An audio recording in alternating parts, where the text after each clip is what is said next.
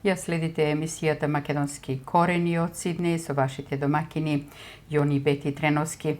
Почитувани слушатели и наши пријатели на Facebook, како што знаете, секоја сабота во оваа време разговараме со наши гости. Наш денешен гостин, како што најавивме, господин Ристо Никовски, поранешен амбасадор на македонската дипломатија, политички аналитичар и колумнист. Со него, како и секогаш, ќе разговараме за најактуелните настани од изминатите денови, како и за теми и прашања што не засегаат сите нас, без разлика каде живееме. Покрај темите што ви ги најавивме на почетокот на емисијата, во денешниот разговор со господинот Никовски, ќе отвориме и други значајни прашања, еве дел од нив. Тишината на обвинителот, сила или слабост? Кога јавниот обвинител молчи, а владата најавува негово разрешување, дали станува збор за институционално достоинство или за политичка калкулација? Ќе дебатираме дали тишината на Коцевски е знак на интегритет или на предавање. Ево уште една тема од многуте кои ќе ги отвориме во текот на разговорот со Никовски. Дипломатија со амбиција, но со какви резултати? Младите се заменуваат, а декларациите звучат добро. Дали македонската дипломатија има сили да донесе конкретни проекти и инвестиции или само знае да зборува убаво пред камерите? Со господинот Никовски ќе разговараме за следнава тема: Охридскиот договор, темел или табу. Муцунски и Османи влегоа во отворена конфронтација околу Охридскиот рамковен договор. Дали сме сведоци на опасна ревизија на мултиетничкиот модел или само на политичка манипулација со етничка реторика? Што значи ова за стабилноста на државата? Дали ни е потребен нов модел за соживот? По 23 години од подпишувањето, дали довербата меѓу заедниците остана само декларативна? Време ли е да размислиме за пост-охридски модел на заедништвото или тоа би било алатка за нови поделби? Ќе поставиме прашања што ретко се отвараат. Со господин Никовски ќе зборуваме и за протоколот кој е правно невидлив, но политички опасен. Протоколот со Бугарија не е објавен, но е гласен, не е формален, а сепак ја обликува европската рамка. Како е можно ова? И кој сноси одговорност? Вечерва големата дилема, кој си играл со уставните темели на државата. Ќе зборуваме и за темата Македонија, мала земја со големи прашања. Кога председателката вели заглавени сме во лавиринт од двојни стандарди, дали Македонија има капацитет да биде иницијатор на нова дебата за самата политика на проширување во ЕУ? Или за секојаш ќе бидеме само мотивок на наблюдувач на туѓи интереси? Почитувани, ова се само еден дел од темите за кои во следниве 90 минути ќе разговараме со господинот Никовски. Во денешново интервју отвараме жешки теми што директно го тангираат идентитетот, правдата и геополитичката иднина на Македонија. Ќе поставиме прашања што ретко се отвараат. За таа цел, во овие моменти, преку видеолинковско поврзување, го покануваме господинот Ристо Никовски да ни се приклучи во студиево на Македонски корени. Се надеваме дека нема да имаме големи проблеми со приклучувањето. Ако е така, господин Никовски, добро ви утро и добро ни дојдовте на Македонски корени. Поарно ве нашол. Добра вечер за Австралија, добро утро за Македонија, добар ден за сите други и пред се и најглавно од се честит Илинден. Да подсетиме, иако сите знаеме дека двата Илиндени, 1903 година и 1944 година, се најсветлите датуми од нашата современа историја.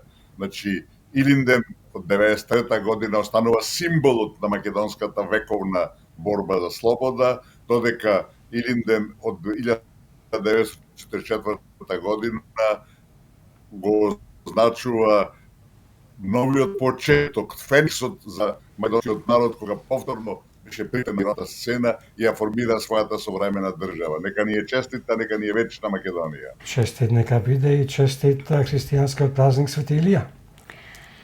Добро утро и од мене, господине Никовски, честит Илинден. Ви благодариме што ја прифативте нашата покана да бидете со нас и со нашите гледачи и слушатели. Заедно и низ овој разговор ќе се обидиме да го анализираме она што се случуваше во Македонија и пошироко на политичка сцена во изминативе денови.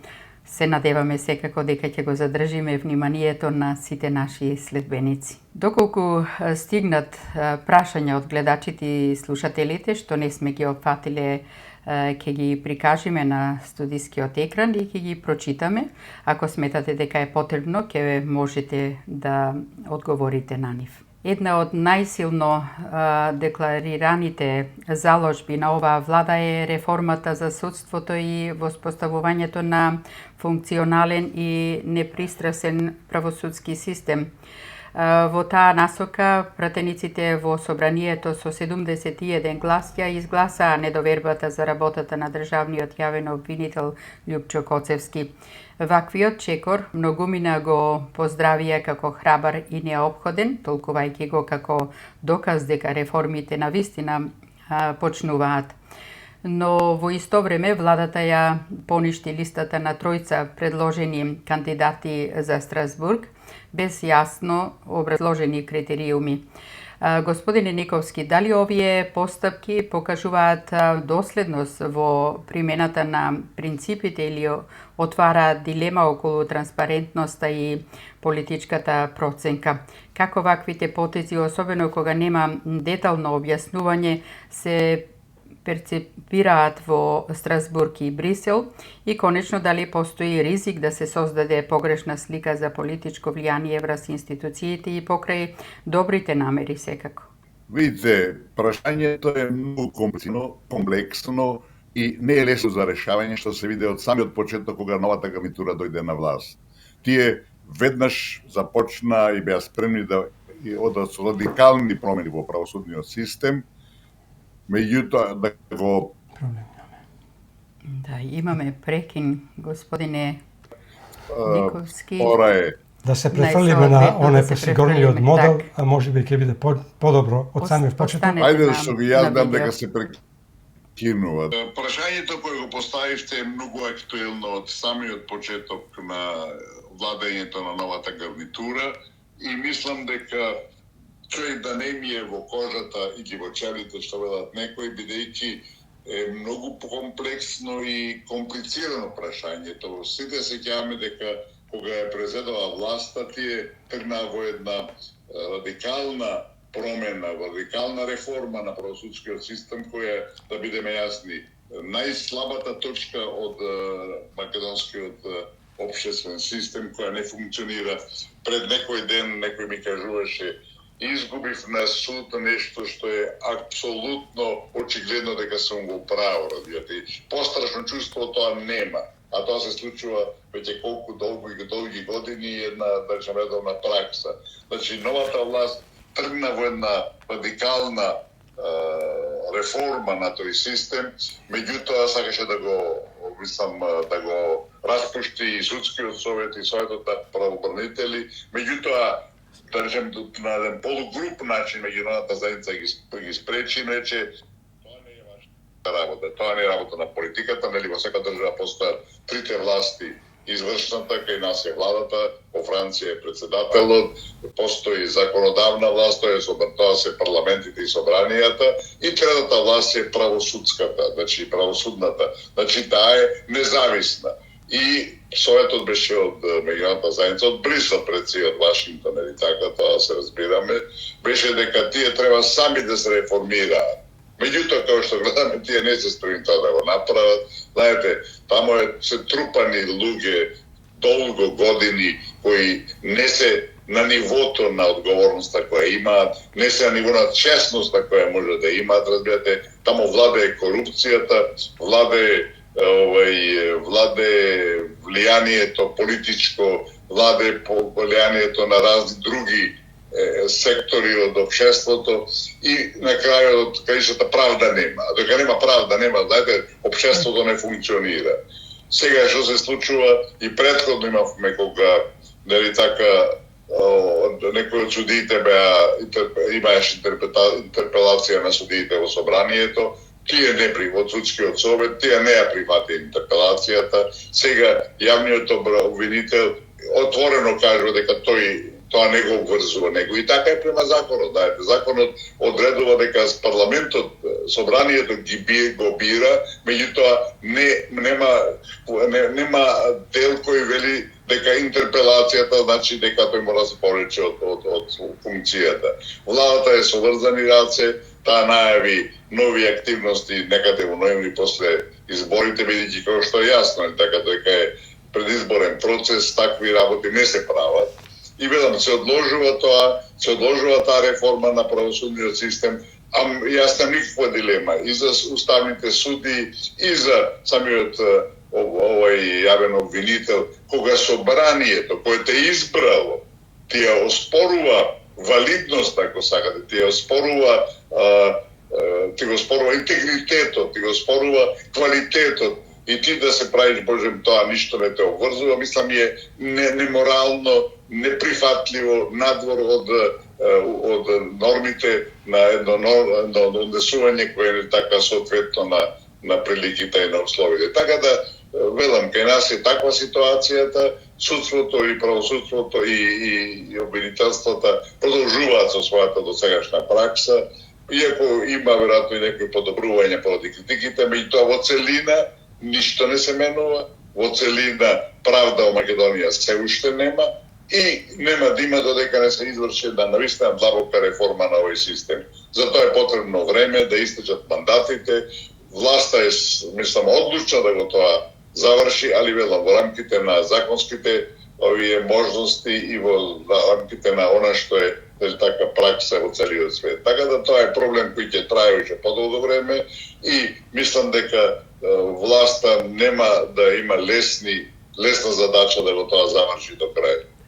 Господин Никовски, јавниот обвинител Коцевски, како што знаеме, не се појави во собранието да се брани од аргументите во интерпелацијата, а во писмен одговор порача дека како представник на третата власт не треба да биде предмет на политичка одговорност, бидејќи неговата улога е регулирана со специјален закон Lex Specialis.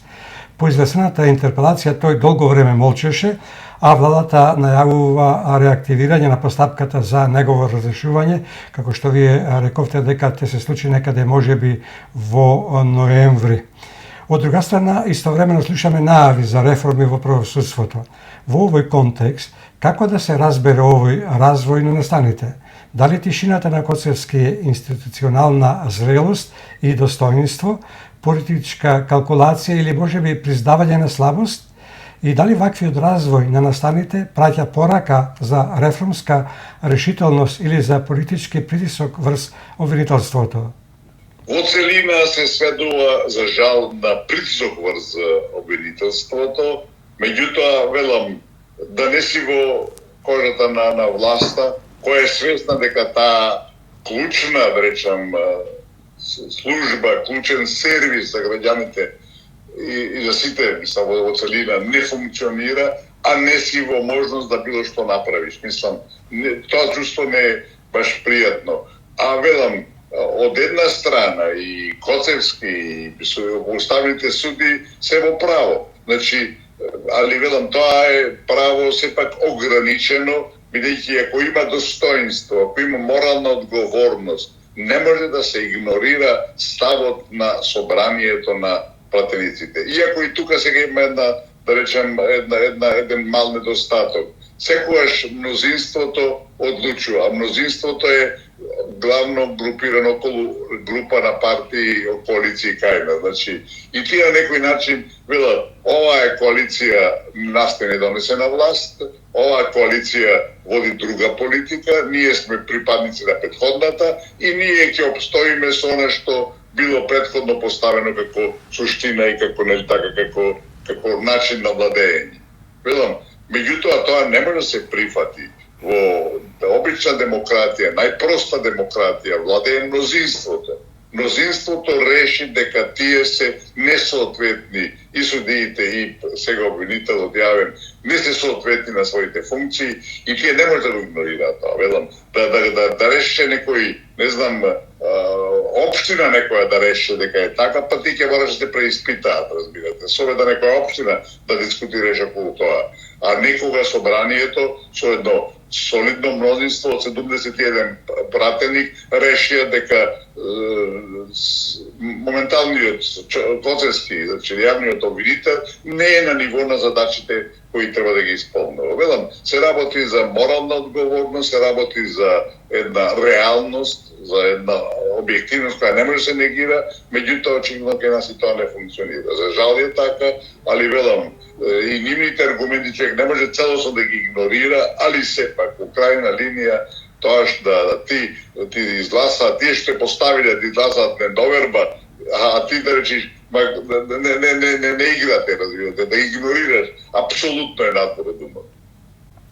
На покана на турскиот министер за надворешни работи Хакан Фидан, министерот за надворешни работи и надворешна трговија Тимче Муцунски учествуваше на првиот состанок на Балканската платформа за мир во Истанбул. Настанот ги собра министрите од Западен Балкан, Македонија, Србија, Босна и Херцеговија, Црна Гора, Албанија и Косово и се фокусираше на теми како европската интеграција, регионалната поврзаност, младите, образованието и одбраната индустрија. Учесниците се согласија платформата да продолжи и на лидерско ниво. Во своето обраќање, Муцунски, сигурно имавте можност да проследите, ја истакна важноста на конструктивната регионална соработка како мотор за економски развој и посочи на клучни предизвици: ниска конкурентност, инфраструктурна и енергетска неповрзаност, иселување на младите. Тој повика на појасна и побрза европска перспектива, нагласувајќи ги планот за раст на Западен Балкан и инвестицијските намери во коридорите 8 и 10 како конкретни позитивни примери. Господин Никовски, Балканската платформа за мир, предводена од Турција и со вклученост на сите земји од Западен Балкан, доаѓа во момент кога регионот повторно се претвора во геостратешка шаховска табла. Од перспектива на поранешен амбасадор, како го оценувате овој состанок и геополитичкиот тајминг на ова иницијатива, како и незиното позиционирање во однос на постојните европски и евроатлантски формати? Дали станува збор за комплементарна рамка што може да се конструктивно го засили патот кон ЕУ или пак за обид за нов политички баланс во регионот со засилено турско влијание и паралелна архитектура на моќ? И конечно, има ли простор за сите актери на овој нов мозаик или се надзира прераспределба на тежиштето на влијание на Балканот? Од сето тоа помалку, во принцип се работи за турските нови амбиции, некои ги нарекуваат неоотомански. Турција игра се поважна улога во светот. Сега сме сведоци дека се главен центар каде се обидува да се најде решение за руско-украинскиот судир, разбирате. Претходно се ангажираше во Сирија, низ цел свет, велам. Значи се работи за една амбиција во основата на Ердоган, кој е долго време лидер и кој се покажа како еден, да речам, човек кој има јасни концепции, кој има многу прецизни ставови и кој се вклопува, да речам, во сите меѓународни околности, прилики и размислувања. Значи тоа е првиот дел и јас од меѓувреме мала дигресија, јас правам и шега на ова иницијатива. Велам дека ова е обид да се направи клуб од чекалците. Значи, сите тие што се во чекалната на Европската Унија, а тука е лидер неспорен Турција, да се соединат во една група која, мислам, јас сум помалку резервиран према самата иницијатива и према можностите за успех. Значи, да подсетиме, Турција доби преговарачки статус, ако не слажам, 1987-та година. Така некако. 2005-та година ги почна преговорите и да никаде не стигна. Знаете, и јасно е дека нема никогаш да влезе во Унијата. Сега, од друга страна, значи, оваа иницијатива турска може да се стави во контекст и на нивните објективни проценки дека Европската Унија веќе нема да се шири. Или тоа ќе биде после 20-30 години со други зборови, да сме живи и здрави. Многу од нас нема да бидеме ни живи ни здрави, разбирате, бидејќи 20 години е долг период. ако у Македонија отприлike околу 22-3000 луѓе умираат годишно, за 20 години тоа е 500.000, значи една третина од населението речиси нема да го доживее тоа. И тоа е факт, разбирате. Така да и во тоа се вклопува турска иницијатива. Турција иначе на Балканот е со, да речем, илјадници години, али со стотици, тоа многу долги стотици години е присутна тука. Има добри односи со сите овие 6 земји останати надвор од Европската Унија, разбирате. Секаде инвестицијски е присутна, дури има добри односи и со Косово и со Србија, нели така, и тука се обидува да посредува, така да се работи за една нова иницијатива, меѓутоа, ја сепак мислам дека не е компатибилна со европските движења моментални, мислам, да има своја позитивна страна, затоа што на Балканот многу работи не функционираат, многу проблеми отворени има, многу прашања не се решаваат, разбирате, се одложуваат и така натаму и така натаму, и Турција може да помогне. Меѓутоа да потсетиме дека Отворен Балкан, кој исто така беше една добра иницијатива, не успеа. Фаќате? Така да разликите меѓу земјите членки, меѓу овие 6 земји останати надвор од Унијата се доста на некој начин конфронтирани. Проблемите меѓу Србија и Косово ги спомнавме, Босна како еден ентитет кој не функционира, сега гледам дека се комплицира ситуацијата со пресудата на Додик. Така да кај нас во Македонија се уште има движења, се уште има, да речам, разни обиди, најдлабока е овој подоцна ги разговараме, обидот за бугаризација на македонците, разбирате. Така да, ведам, таа иницијатива може да има позитивни рефлексии. Лично сметам дека тешко ќе успее, бидејќи го имаме Берлинскиот процес, во меѓувреме е успоставена Европската политичка заедница, која е де факто втора лига за кандидатите за Унијата. Во меѓувреме имаме редовни состаноци со Европската Унија, разбирате, регионални состаноци. Ова тешко дека ќе успее, иако очигледно е дека целта на Ердоган е да тоа да се подигне и на ниво на лидери, да биде на ниво на еден регионален самит. Ведам, имам скепса дека тоа ќе успее, али не треба ни една иницијатива да се одбие, поготово со добри намери. Ова се секако добри намери на Турција, кои треба се почитуваат, и Турција, знаете, менталитетот не е ист, или не е ист, ако ние сме го заради од нив. Нивниот менталитет го делиме и тие ги разбират полесно и подлабоко работите и некаде може да бидат поуспешни во сите тие последувања. Али ведам, лично не мислам дека тоа нема да успее и дека обидот е позитивен, али во рамките на сите тие активности кои постојат во регионот, тешко дека ќе доведе до израз.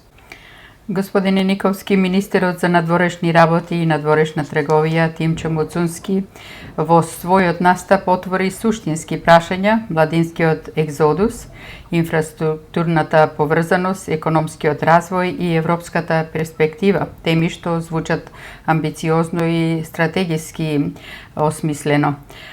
Но прашањето е колку нашата дипломатија е подготвена да ги претвори овие приоритети во реална надворешна политичка добивка, дали настапуваме само во коректен и уреден тон или конечно сме подготвени да бараме и да добиеме конкретни проекти, инвестиции заселена секако регионална позиција.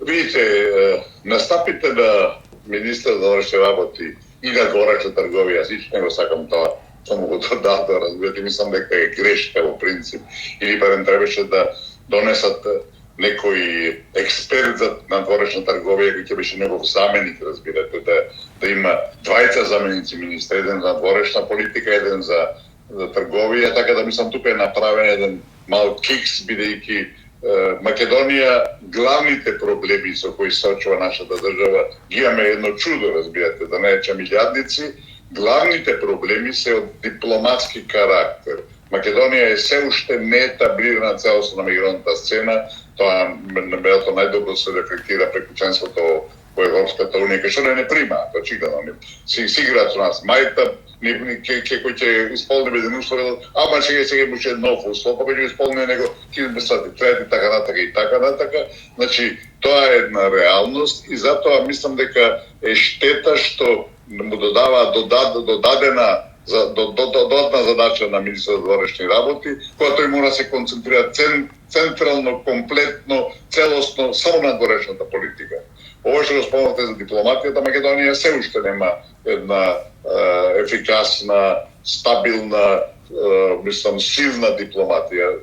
Се уште нема. Таму кај нас, нели така како и во сите други институции, се води партиска политика, се ставаат партиски кадри кои често пати немаат врска со политиката. Јас сеќам кога во 2002 година станав државен секретар, претходно бев во 90-те бев и подсекретар, таа истата функција само со друго име. Разбирате, констатирав дека еден добар дел од вработените во Министерството за външни работи, дури некои упатени во амбасадите во ДКП-ата во странство не знаева странски јазик.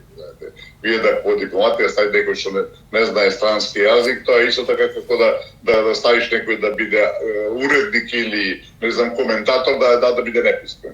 Тоа е тачно тоа ниво. Велам, така да говорите, излагањата на министрот Бочунски се изворедни, меѓутоа, знаете што се плашам јас, од лично искуство имам такви сознанија, тоа сте на функција таква висока, имате едно чудо протоколарни обврски, како и овој состанок што беше во Истанбул, разбирате, за платформата за Балкански мир, а суштинските работи, знаете, гази времето.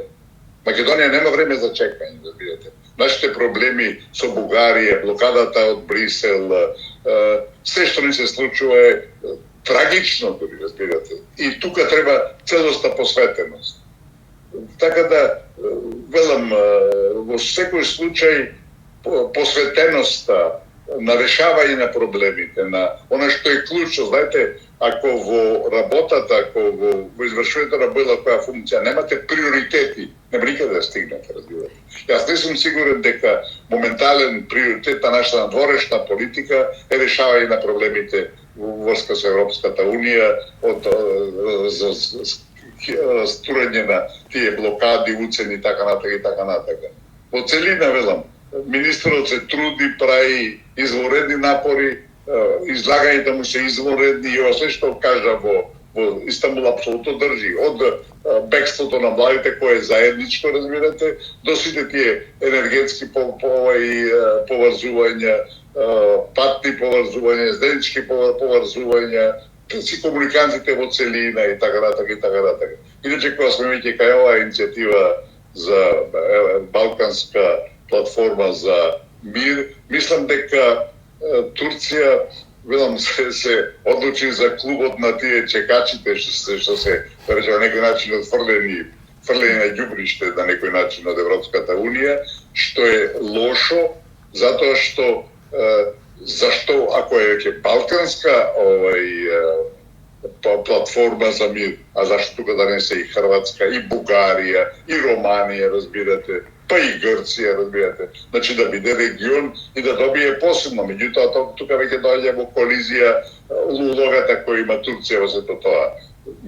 Покај другото, меѓу Турција и Грција, знаеме дека постои еден силен ривалитет, конфронтација одредена, иако вака со мала дигресија да кажам, меѓу нив војна е неизбежна, само прашање кога. Знаете, оние сите стотици, колку ги има острова кои се под грчка юрисдикција и под грчки суверенитет, а се на 2 километри од турската обала, и кога тога Турција ќе ги земе, разбирате, ќе ги земе, тоа нема да биде војна, али ќе биде еден судар кој ќе ги стресе и НАТО, и регионот, и светот, и така натака. Само прашање дали Ердоган или неговиот насник, или неговиот насник тоа ќе направи. Јас сум убеден до тоа. Така да, велам, на Балканот ни уште долго нема да има.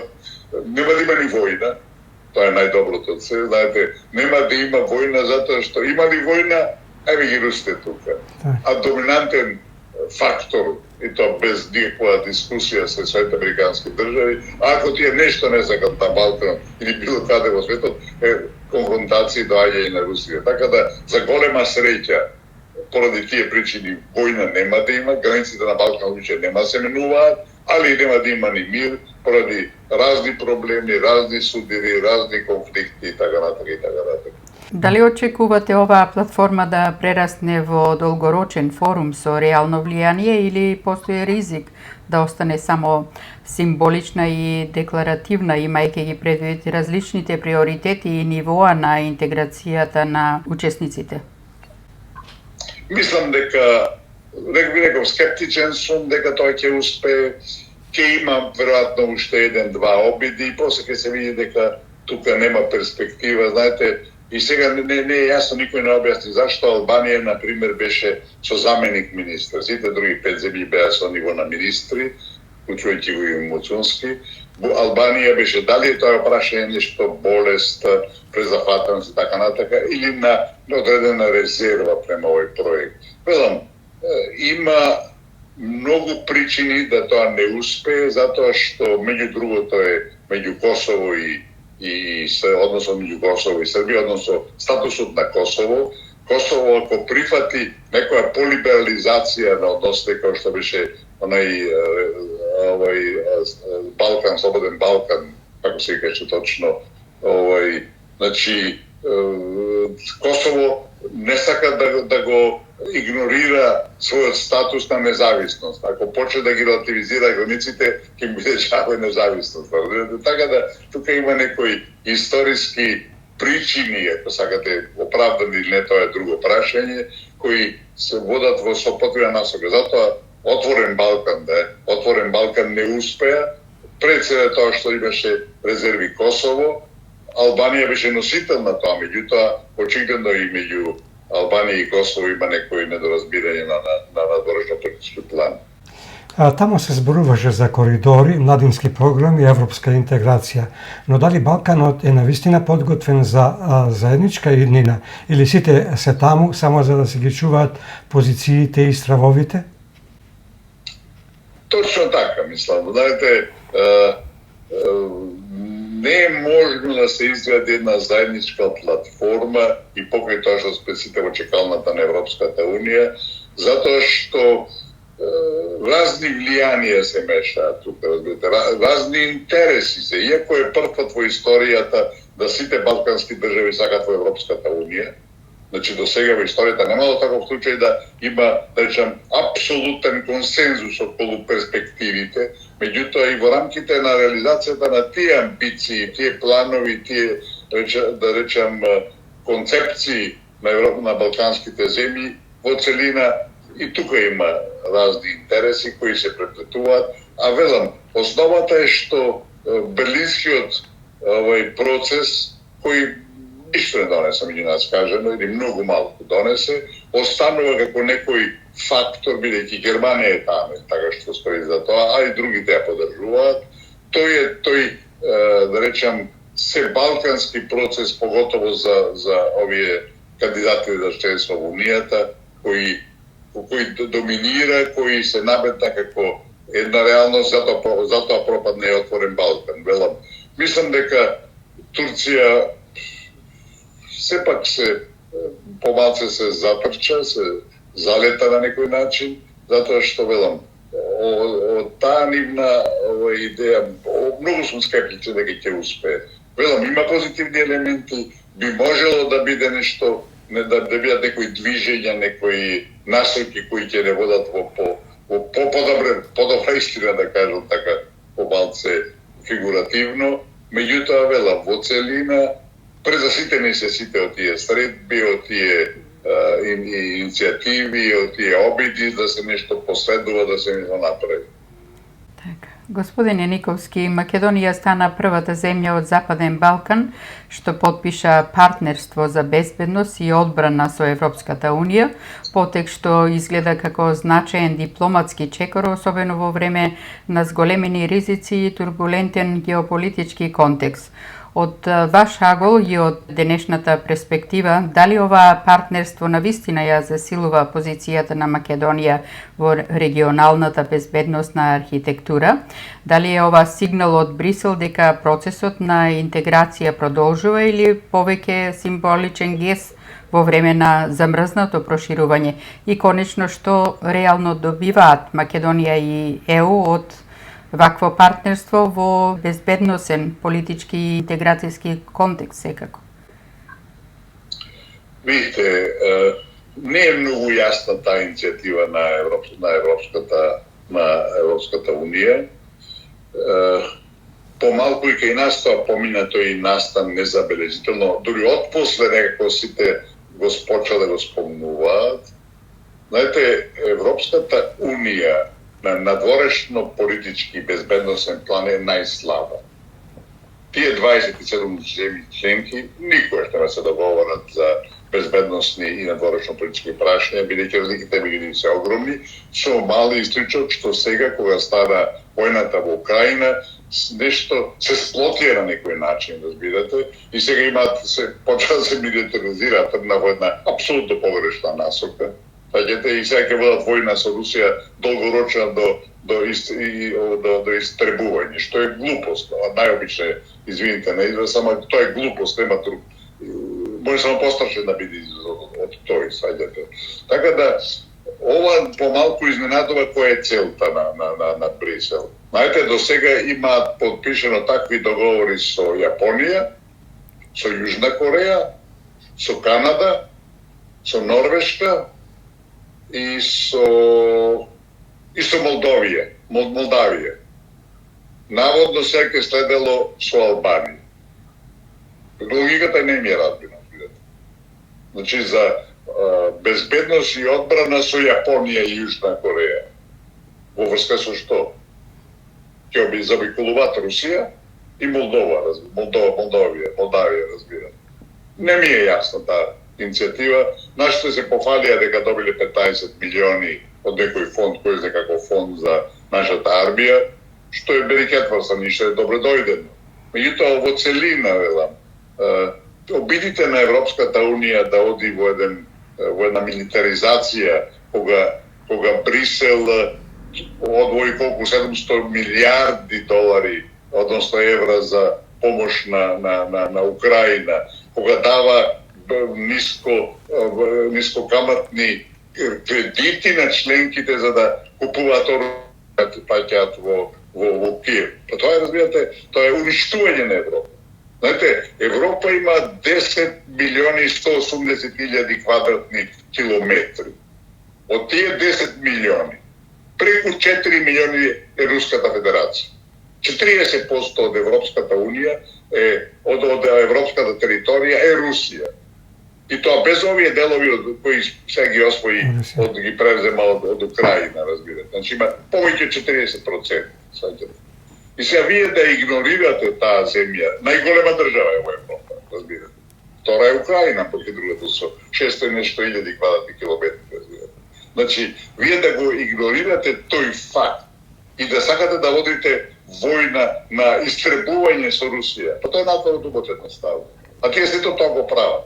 И тоа знаете, во момент кога американската политика се промени, сега има нови Трамп е непредвидлив и така натака, али Трамп отворено рече да бев јас председател на Америка, таа војна нема се случи. Што значи тоа? Дека иницијатор на таа војна била Америка и тоа сите што го следат тој проблем знаат дека е така. Америка со обидот да го донесе НАТО на границата на Русија предизвика таа војна.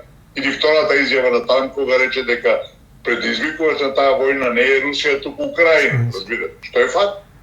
Ти да ја провоцираш Русија дека тука ќе ставиш на границата со Русија ќе ставиш ракети на НАТО, разбирате, ниедна власт во Москва не го прифатила. Не Путин, Свети Путин не би го фатил, разбирате. Така да Европа моментално води катастрофална политика. Нешто што запрепастува, што изненадува, не онака што се вели нормално, него запрепастува, велам. Значи, тоа е да одиш на милитаризација, да водиш долгорочна војно истребување со Русија, тоа е самоуништување. А тоа се случува.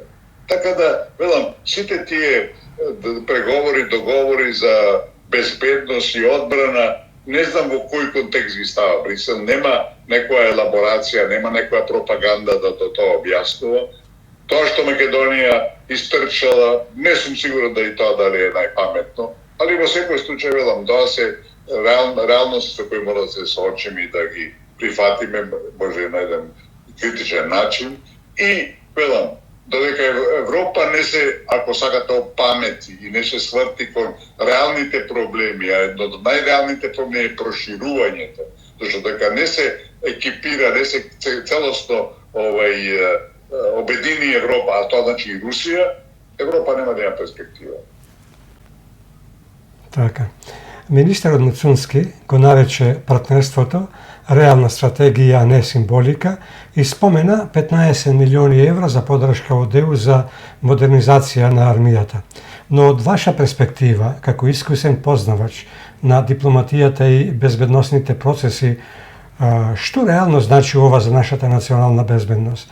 Колку од овие средства ќе се претворат во конкретни капацитети, а колку ќе останат само декларативна подршка и празни ветувања на хартија, а во пракса да се соочи со темпото на нашата административна реалност и најважно, дали нашите институции имаат реален кадровски, административен и системски капацитет да ја абсорбираат оваа европска помош?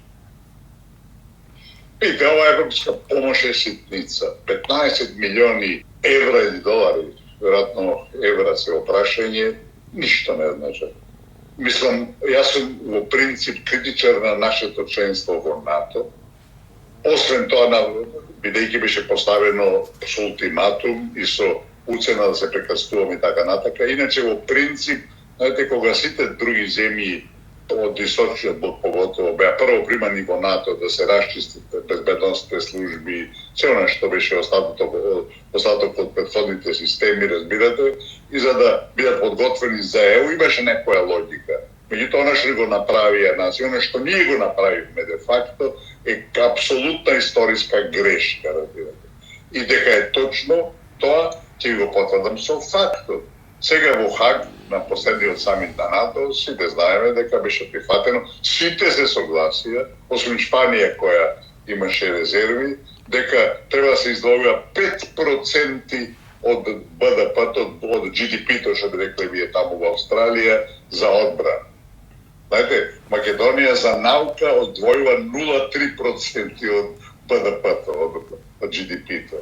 Што за наука, за развој, се трошиме 0,3%, а за вооружување и за милитаризација 5%. И знаете што значи тоа за 2-3-4 години? Тоа значи 850 милиони евра годишно, разбирате, за одбрана. Одбрана од кого? Сите околу нас е дел од тие програми, сите се речиси сомали истичоци членки на НАТО, од кого ќе се брани? Од самите себе, разбирате? А милиарда евра кошта еден Чебрен. Една електрична централа која 40 години не успеаме да изградиме и со која ќе ги решиме во голем дел нашите енергетски проблеми, разбирате. Така да, велам, се работи за објективно, се работи за реалност. Самиот прием во НАТО, начинот со промена на уставот, промена на името е катастрофална грешка, која нас не доведе на работа да опстану како народ. И велам, ако не се направат сериозни промени и сериозни исправки на тие погрешни, историски погрешни политики, македонската перспектива не е баш подсветла. Во контекст на хибридните закани и дезинформациите, колку сметате дека ова партнерство може да придонесе за зголемување на отпорноста на земјата и дали гледате потреба од поинаква комуникацијска стратегија на државата во однос на ваквите партнерства?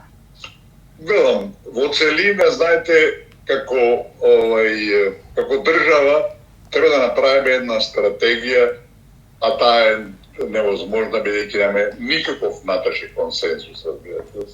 Македонија е пример светски веројатно на една распарченост на политичките сили во земјата до начин на нефункционалност, не сме на нивото на на Босна и Херцеговина, али Бога ми не сме ни далеку. Значи, кога не постојат јасни цели, јасни стратешки цели кои ќе бидат дефинирани, кои ќе бидат почитувани од сите, знаете, и пред малку кажав, ако нема приоритети јасни, тешко се оди напред. А начинот на кој ние делуваме, начинот на кој се однесуваме на меѓународната сцена е по многу што погрешен. Сега ќе прочитам на некој професор, не знам кој професор, некој не многу познат професор, има сега скоро ја видав неговата мисла, како да го опишува нашата, да речем, преокупираност, нашата ослепеност од Европската унија. Кога сте подготвени нешто да постигнете по секоја цена, точно тоа што нашата претходна власт го правеше во однос на членството во Европската унија, вели, нема таков степен на понижување на кој нема да се согласите. Велам, како да го опишува случајот на Македонија. Тоа све што направивме ние со таа наша преокупираност, да речем, блокираност, ако сакате на свеста во врска со членството во Европската унија, подпишавме и нивици, подпишавме и договор за пријателство со некој што вели дека не постоиме, такви глупости, такви историски грешки се направена, што велам, човек не може да ги објасни, нема начин да се објасни, ти се не објасни. Така да, во целина велам, нашиот најголем хендикеп е домашната поделеност. Еве и сега околу тоа, разбирате, околу најпоследните работи што се случуваат. Видите, опозицијата оди со една теза, разбирате, која е надвор од думот, која треба да нешам што за да такво нешто верува. Вели, со оставањето на бугарите во македонскиот устав, вели, ние докажуваме дека сме два народа. Господе Боже, па ние не ги игнорираме бугарите. Ние, за нас бугарите посади све, кои ги ставиме и тоа, вела како малцинство. Бугарите не бара да бидат малцинство. Знаете, кај нас се забора, пред 10 година, може и 15 има, бугарската страна тргна со една таква иницијатива за бугарите како малцинство во македонскиот устав, разбирате. Многу брзо се сепна. Ако се малцинство, да ќе ти признаш македонски народ, разбирате. Ама тие што бараат сега? Ке бараат македонски бугари, конститутивен народ. Разбирате, македонски бугари сме и вие и јас, сите ние за нив. Нема македонски бугари, значи тоа бугари од Македонија. Сите се од Македонија, тие 2 милиона што се кај нив дојдени, и сите ние сме де факто македонски бугари. И тие барат конститутивен народ. Ете, конститутивен народ, кога се конституираше државата 44-та година, што беа тие окупатори, фашисти, разбирате. Значи никаква основа нема. А конститутивен народ, што исто го барат и бугари и албанците во држава, и по многу што да бидеме јасни, тие го постигнаа со албанскиот јазик, кој го се држава на ниво на федерација, разбирате. Чим си конститутивен народ, имаш право и на локална самоуправа во државата, имаш право и на отцепување. Така да, тоа се реалности кои македонците ги игнорираат и да се доведуваме во безизлазна ситуација. Така. Гледаме зголемени хибридни закани и дезинформации. Може ли ова партнерство да не направи поотпорни или без паралелна внатрешна реформа ефектот ќе биде ограничен? Апсолутно. Клучно е, и што бе малку зборуваме околу тоа, ако ние внатре се консолидираме, ако сакате, што и да направи на дворешен план, нема да успее. Така, на 27 јули оваа година, пред само нецела недела, на плоштатот Гоце Делчев во Пустец, Албанија, се одржа македонскиот фолклорен фестивал Преспа. Меѓу присутните таму беше и премиерот Христијан Мицкоски, кој во своето обраќање испрати порака за зачувување на македонскиот идентитет, традицијата и јазикот. А Пустец е доказ дека припадноста не се брише, дека коренот останува дури и кога дуваат силни ветрови, изјави Мицкоски во својот говор. Тој им се заблагодари на македонците од диаспората за тоа што, како што рече, ја носат тишината, исполнета со сила, и додаде, Ви благодарам што станавте своји. Во говорот тој повика и на национална ренесанса и најави на тамошна подршка за македонските заедници надвор од државата. Господине Никовски, како го оценувате обраќањето на премиерот Мицкоски во Пустец, особено неговите пораки за национална ренесанса и неприфаќање на негирања? Какво значење има испраќањето на ваков символичен и политички сигнал надвор од државните граници? И во контекст на културната дипломатија, дали ваквите настапи представуваат нова, проактивна дипломатија во надворешната политика на Македонија или пак постои ризик тие да се перцептираат како геополитичко позиционирање во туѓи рамки? Колку можат ваквите настапи да придонесат за регионална стабилност и каде според вас треба да се постави границата меѓу културна самодоверба и можен регионален сигнализам? Видите, покренавте до прашање кое моментално, јас би рекол, критично и кое се однесува на една сериозна грешка на сегашната наша власт. Очигледно е дека владеачката партија према Албанија води партиска политика, а не државна политика. Ова е убава предика што го поставите ово прашање, бидејќи велам, јас сум длабоко револтиран кога нашата власт ги игнорира структурите на македонците во Албанија, а тоа е партијата Македонска алијанса за европска интеграција, предводена од Васил Штериевски, го игнорираат него, одат со претходниот градоначалник на Пустец, кој веќе 15 години живее во Ресен, значи нема никаква врска со албанците во Македонија, со македонците во Албанија, и преку него де факто го финансира и овој фестивал кој се одржа таму. Тоа е погубна политика од страна на нашата власт, бидејќи структурите кои се таму изградени, а во кој дел и јас имам некој свој учество, некој свој темел, разбирате, се игнорира. Зашто? Затоа што тие не водат партиска политика во Албанија, туку водат државна политика. Знаете, очигледно значава сегашна власт не прави разлика меѓу малцинство и диаспора. Во предходниот нивни амбасадор кој беше таму, Веле, не знам како беше презимето, сега ќе бил, молам? Веле Трпевски. Веле Трпевски, беше таму и кај вас амбасадор, кој не се лажу. Тој се обидуваше таму да прави задгранични комитети на народ. Таму да го правите во диаспората. Во Канада, кај вас, кој што сакаш прави. Ова е малцинство во прашање. Се води државна политика. Малцинствата се во соседните земји. И нашите малцинства, и од Албанија, и од Грција, и од Бугарија, поинаку е во Србија, разбирате, се не признае. Во Албанија некој право имате, се признае како малцинство, и то, никакви прави други, никакви права други нема. И затоа се случува бугаризацијата, кога ќе успеа. Зашто успеа? Затоа што нашата политика е погрешна. Не можеш ти да ги игнорираш нивните структури таму, и да ти одбираш кој ќе сработува. И да бираш некој што живее 15 години во Ресен. И преку него да организираш таму фестивали едно друго и трето. Револтирани се луѓето таму македонците, ми се јавуваат често пати. А и синоќа разговарав долго со еден таму активист наш од Подградец, разбирате. Вика, што се случува? Разбирате. Дојде премиерот во Пустец, не се сретна со представникот со лидерот на партијата. Се сретна таму со луѓе од општината, дел од кои работат за Бугарија. Заменикот, градоначалник на Пустец, Нико се вика, не ни вади да освика, работи за Бугарија отворен. Со нив нашите разговари.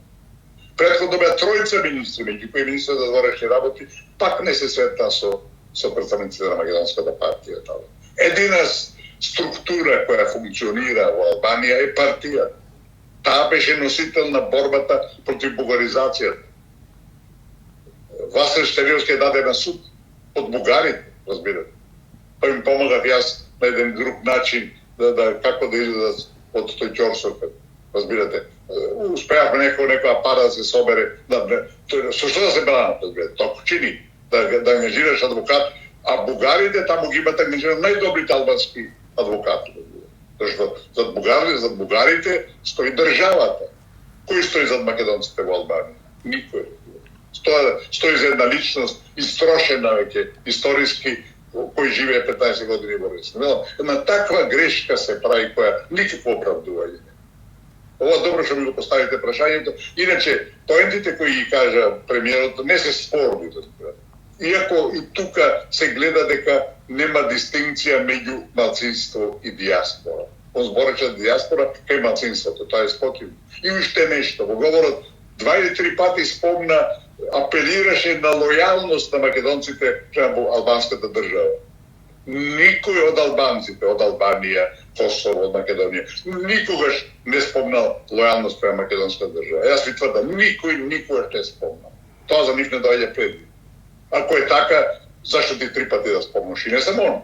Сите наши кои ќе во Албанија зборуваат за апелираат на лојалност на албанската држава. Тие треба да бидат лојални, не го спорувам јас тоа.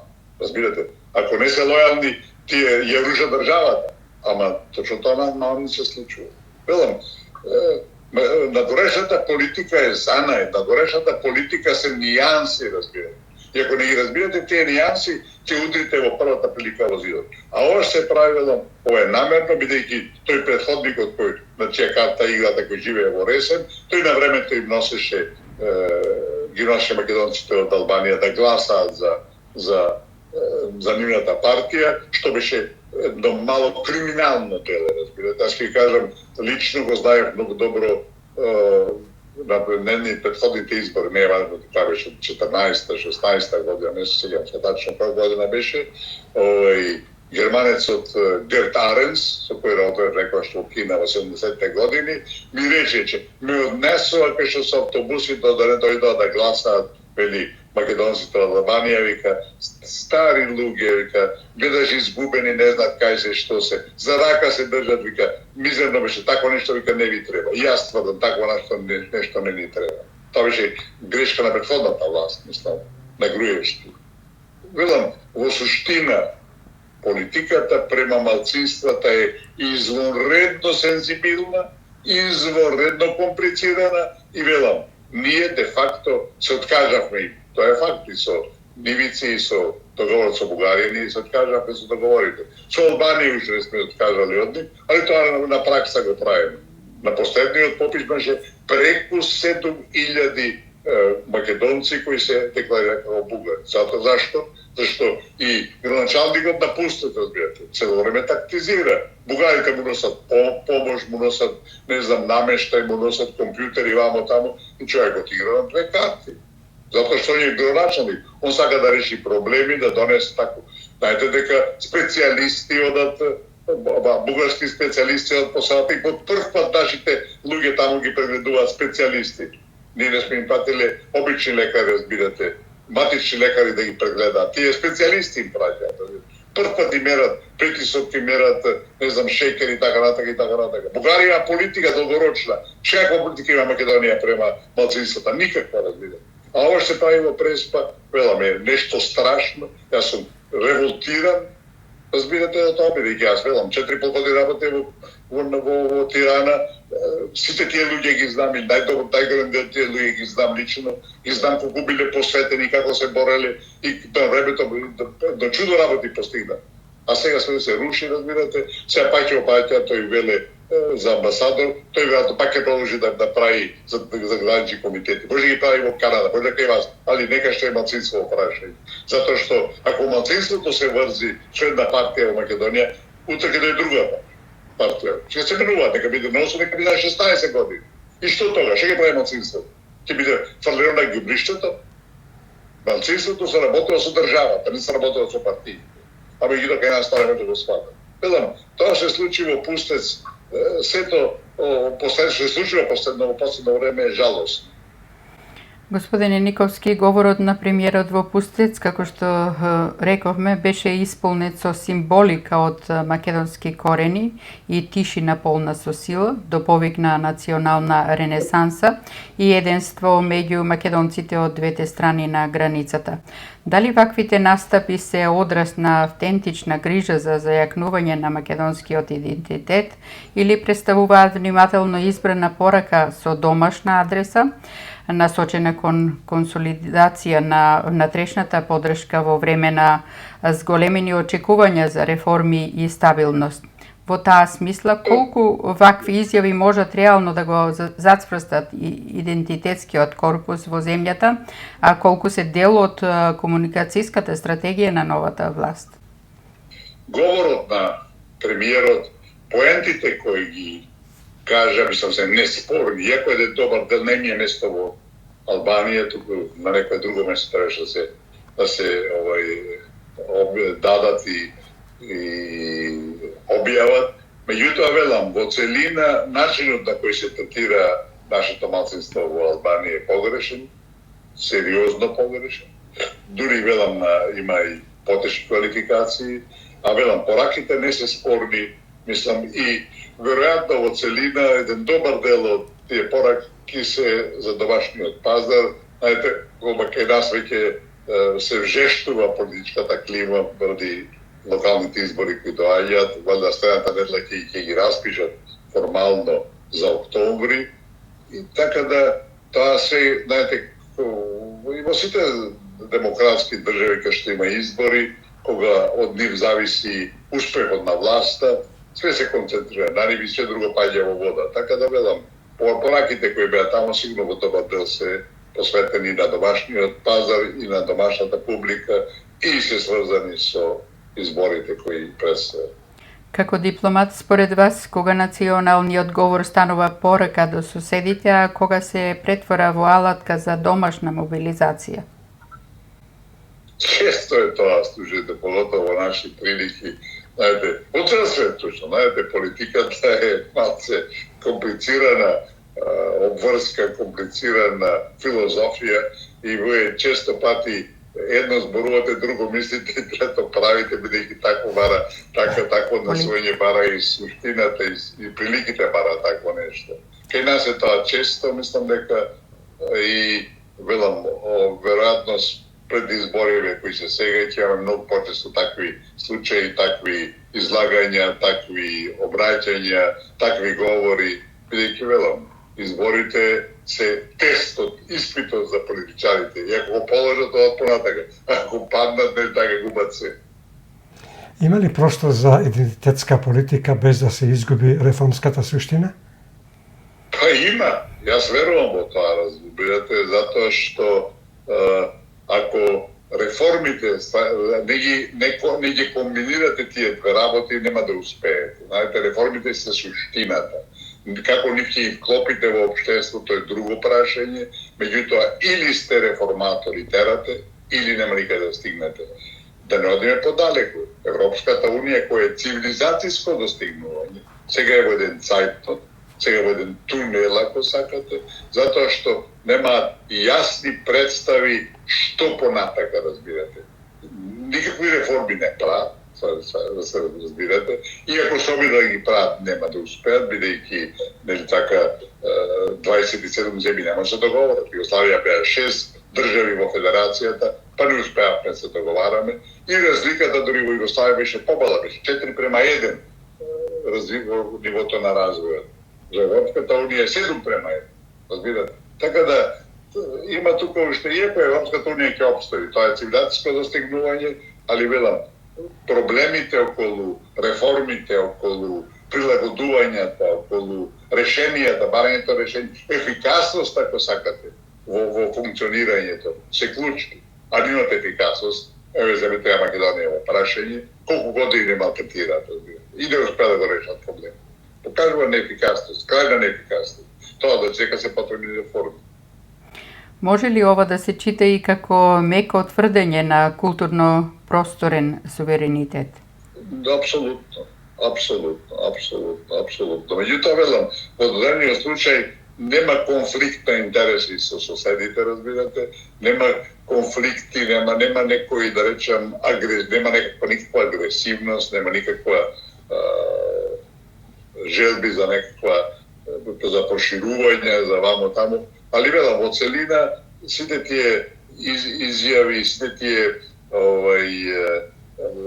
промоции мора да бидат внимателни, бидејќи регионот е многу чувствителен и меѓузависен по многу што.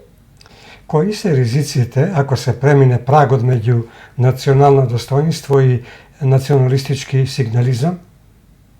Видите, ако некој не е спремен да се соочи и да го издржи своето достоинство национално, разбирате, не заслужува да обстане. Така да нема тука дилеми, кога се работи за националното достоинство, а ние го изгазихме во последниве години на еден безобразен, безобзирен, еден див начин, ако сакате, тоа зборува, како зборува за нас, мислам да сте вие јасни. И затоа, знаете, кој ќе се направи на таква грешка, кој се направи такви пропусти, како вели народ вика, еден што растура, 100 не може да наведе.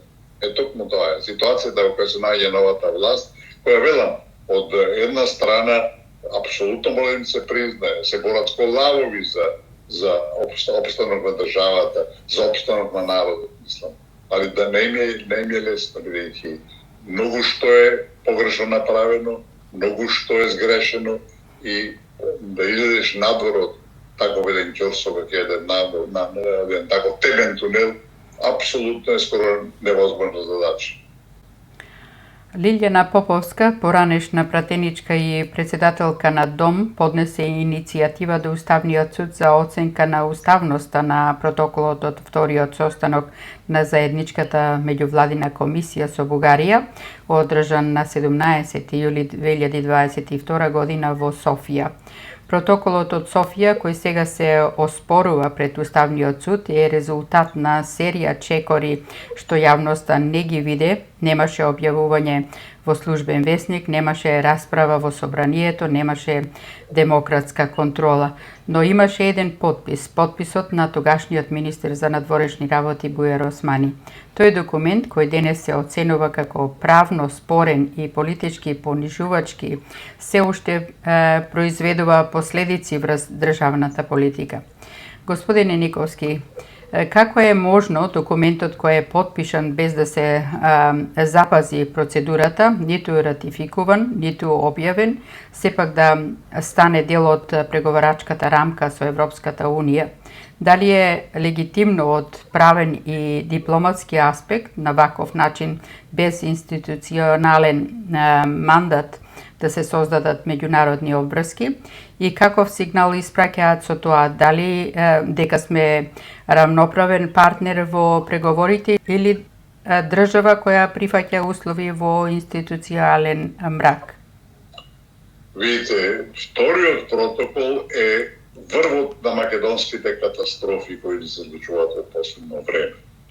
Тој е апсолутно надвор од било каков правен систем, разбирате. И одлично е што Лиле Поповска го покрива тоа прашање. Инаку јас одамна веќе сум го упатил, сум го свртил прстот кон тој втор протокол. Знаете, Македонија моментално нема друг излез од ќорсокакот и од тунелот во кој сме фрлени, во голем дел со наша вина, освен со повлекувањето вториот протокол.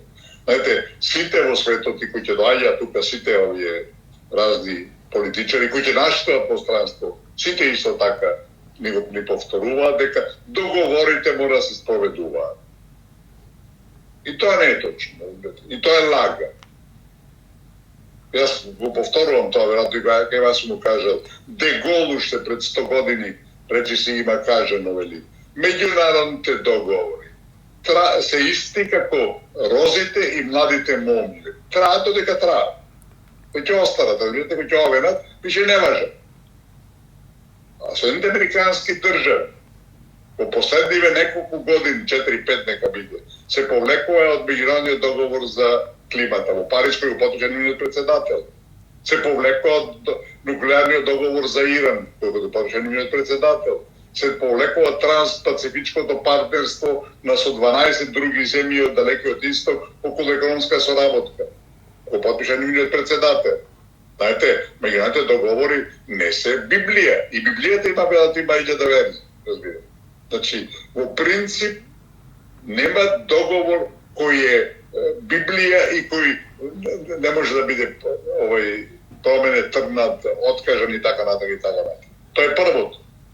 А ние имаме прилика да еден протокол кој е записник, разбирате, записник меѓу две владини делегации, кој е потпишан од Бујар Османи на 17 јули 2022 година во Софија и утреден, да разбирате, веќе почна постапката, беше првата меѓувладина конференција меѓу Македонија и Европската Унија за почеток на преговорите. Со тој протокол, разбирате, нанесена е и немерлива штета на Македонија. Тој е 10 пати полош од самиот договор. Тој има клаузули кои се 10 пати пострашни од самиот договор кој е ратификуван. Во самиот договор во целина има само неколку работи кои се спорни. И тоа, например, заедничката историја е таму стаена во преамбулата, че не е во обврзувачки дел, али таа е таму подметната од бугарите, да може после да се злоупотребува. Во вториот протокол и во првиот протокол, кој го потпиша година дена или 2 години пред тоа го потпиша Никола Димитров, 10 пати се спомнува заедничка историја. Заедничката историја основа на свет. А што значи заедничка историја? Значи бугарска историја. Значи, ние индиректно прифативме све, она максималното што бугарите не сануваат дека ќе го прифатат.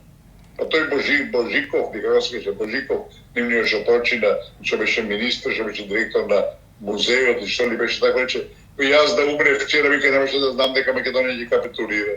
Вика, ова знак дека Македонија ме неа више македонски народ. Разбирате се. Бугарите го коментира тоа на најдиректен натурен начин. Значи, нема ништо полесно, Македонија се повлече од вториот протокол, јас тоа го заговарам веќе подолго време, се повлечеме ли од вториот протокол? Таму е обврската за промена на уставот, не е од договорот. Отпаѓа промената на уставот која Македонија нема не сме во никој начин. Не сме на никој начин и во никакви услови да изврши уставната промена и да стави Бугарија како конститутивен народ. Нема, мислам, никаква можност, освен ако сакаме да се само уништиме, разбирате. И второ, паѓа преговарачката рамка. Со ова преговарачка рамка, Македонија нема никој да влезе во Европската унија. Го тврдам тоа. Па кога се чита таа, разбирате, преговарачка рамка, па бугарите и ден денеска не може да веруваат дека сето тоа успеа да го напикаат, извините на израз, да го стават во преговарачката рамка. Преговарачката рамка е така формулирана да нашиот напредок према Европската унија ќе зависи од само резултатите на историската комисија. А како се односите во историската комисија, сите знаат. Бугарите јавно велат дека они имаат политичка одлука дека ние треба да се согласиме со нивните ставови, дека имаме заедничка историја, дека таа е бугарска историја, дека ние сме резултат на генетски инженеринг од 44 година, кога сме биле бугари, дека македонскиот јазик е дијалект на бугарскиот и слично. Тоа се работи кои ги повторуваат секој ден, разбирате. И во Бугарија постои 100% согласност околу тоа. Сето тоа произлегува од нивната декларација во собранието, разбирате, која беше резултат прво на документ на БАН, прифатен во владата, даден во собранието, изгласна декларација. Декларацијата 136, не паѓате сега да зборам, 136 статенци гласа за, кај што вели нема Македонија, нема македонски народ, нема македонски јазик, ништо, разбирате. Еден беше против, разбирате, двајца беа против, еден беше за воздржан. Значи сите, разбирате. И после тоа беше тој објаснувачки меморандум кој иде во целиот свет, така и ние не реагираме. Така да, ние се откажуваме на вториот протокол, ги решаваме моментално проблемите, отпаѓа преговарачката рамка, сите ни рекоа од Европската унија нема шанса да се промени, 27 земји се согласија, Бугарија поготово нема никој да прифати било какви промени, значи таа останува ако не го откажеме протокол. бидејќи таа се повика на протокол, го откажеш протокол, таа е релевантна, паѓа во вода. Паѓа во вода промената на уставот и Македонија е чиста да трне повторно на отворен чист пат према Брисел.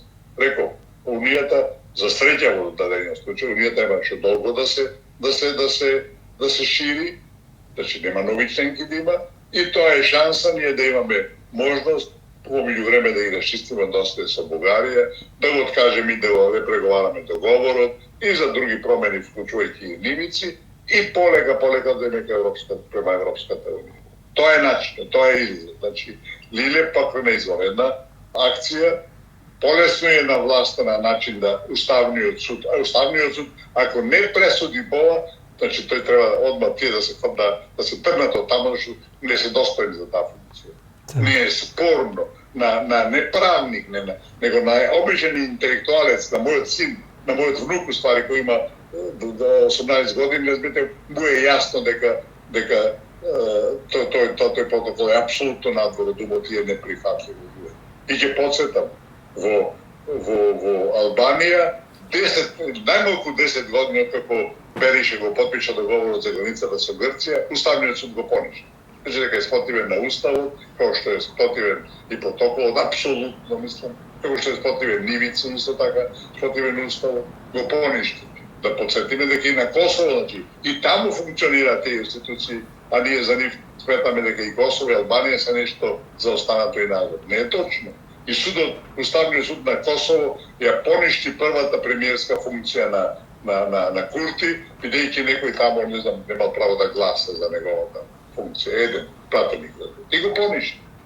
Тоа беше американска политика, би нас кажем, али во секој случај уставните судови имаат можност и сега Уставниот суд наш има историска шанса да покаже дека е на линија на Уставот, дека ги брани уставните критериуми, да го поништи овој протокол и да Македонија биде слободена од една невидена обврска, од една де факто колонијална обврска. Господин Никовски, со протоколот како услов, во европската рамка влегува теми како историја, образование и говор на омраза. Ова се чувствителни прашања што директно задираат во македонскиот идентитет. Дали е дипломатски одржливо овие теми да станат услов за интеграција под временски и политички притисок? И како го толкувате овој пристап на поранешната влада за сцената без институционален механизам, но со трајни обврски и пожелици за Македонија? Дали тоа е дипломатска нестричност или свесно прифаќање на туѓа наративна рамка? И ако тоа е така, зошто Уставниот суд, институција што треба да биде чуварот на уставноста, се уште молчи? И уште поважно, ако еднаш прифатиме ваков модел на условување, дали ризикуваме и во иднина други држави да ни диктираат услови што се надвор од европските принципи? Апсолутно. Видите, чим вие прифатите еднош некој преседан, тој ќе удара по глава уште 100 пати, разбирате. И едно да расчисти. Предходната власт беше донесена со државен удар организиран од надвор. Тоа е. И странските аналитичари тоа го имат констатирано, значи тоа не го измислувам јас. Дека улогата на странскиот фактор во промената на Груевски во 2016 година беше клучна. Сушност него уште во февруари 2011 година, кога беше во Вашингтон и кога разговараше со Џо Бајден, тогашен подпредседател, и со Клинтон, разбирате, беше јасно кажано. Или ќе прифатиш промена на името, или ало ти е во кало. Човекот не се согласи, не капитулира, не прифати и затоа заврши како што заврши. Така да оваа власт беше донесена со многу јасна задача да го промени уставот, да го промени името на државата, да го промени идентитетот на народот, разбирате, и да го отвори патот за затварање на македонското прашање. Во целина, од самиот почеток, од 1990 година, после распад на Југославија, македонската независна држава не е прифатила меѓународниот фактор, кога кажаме меѓународниот фактор, тоа се мисли пред се на Соединените американски држави, и цело време се преземаат постепени чекори, знаете, еден народ, една држава не може да унишите преку ноќ.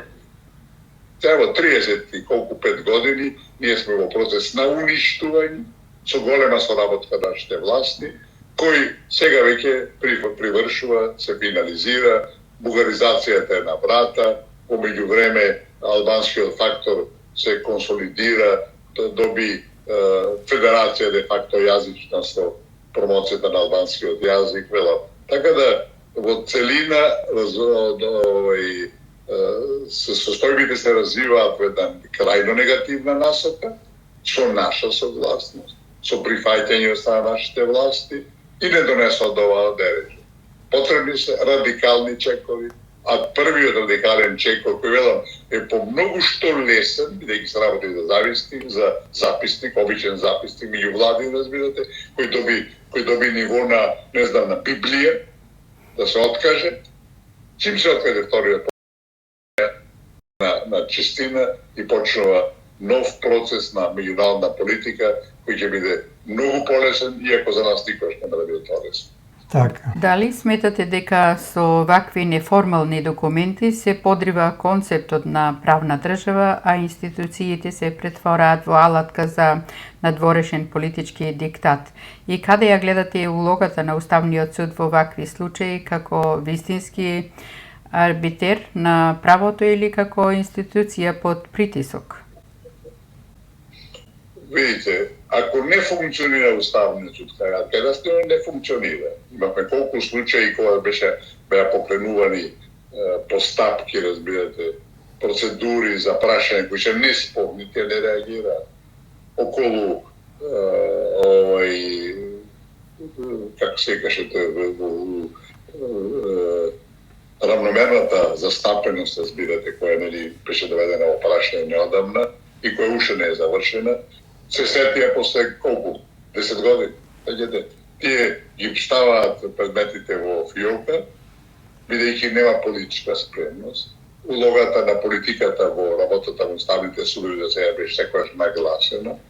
И да се надеваме дека во овој случај со постапката која отвори Лиljana Popovska нема да биде така, дека случајот те нема да го земат на сега се одморени или така, после доаѓаат изборите, нема да го земат во разгледување пред да завршат изборите, али нека биде веднаш ќе ги завршат изборите, нека почне постапка за нека суд дека почне со работа Уставниот суд и мислам дека нема никаква дилема дека ако тие работат професионално и одговорно, дека ќе го понишат вториот протокол и дека Македонија ќе ослободат од една невидена обврска, еден документ кој е катастрофален, разбирате.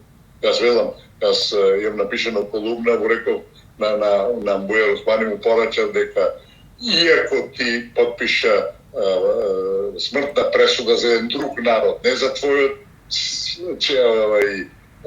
свеста не може да ти биде мирна и ти, значи, совеста, кога тогаш ќе мора да те преку совеста да ја платиш цената која ја направи, разбирате. И тоа е факт, знаете. Без оглед што предаде еден друг народ, несопствениот, не може таков чин да помине без совеста да се јави и да удри по глава на тој што направи таков злочин. Велам, во прашање една можност, извонредна лесна можност, али за тоа е потребна голема политичка сила, голема политичка подготвеност, бидејќи да се разбереме реакциите и советите, ако се обидуваш да бараш совет, ќе бидат апсолутно негативни. Првичните реакции ќе бидат жестоки, меѓутоа тие за неколку дена ќе паднат во вода, бидејќи ќе видат дека ние би сме во право, сите тие аргументи кои ги изнесуваме не може да бидат оспорени. Така, Уставниот суд цело време молчеше, како што молчи и сега. Дали со тоа и даде зелено светло на тогашната извршна власт да создава обврски на мала врата? И каде е тука демократската контрола? Дали сме во право ако кажеме дека ова е нов модел на тивко подкопување на уставниот поредок преку документи што не постојат, ама обврзуваат?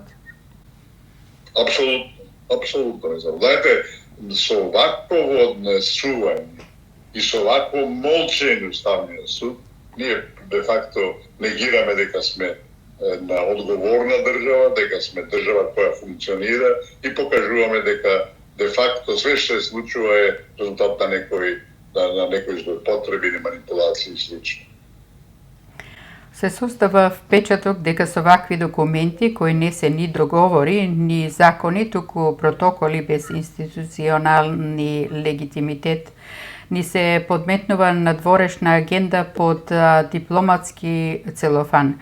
Господине Николски, дали ова е дипломатска иновација или уставен импровизаторски театар? И каде се институциите, особено Уставниот суд, кога е најпотребно да повлече јасна линија што е државна политика, што е притисок спакуван како интеграција?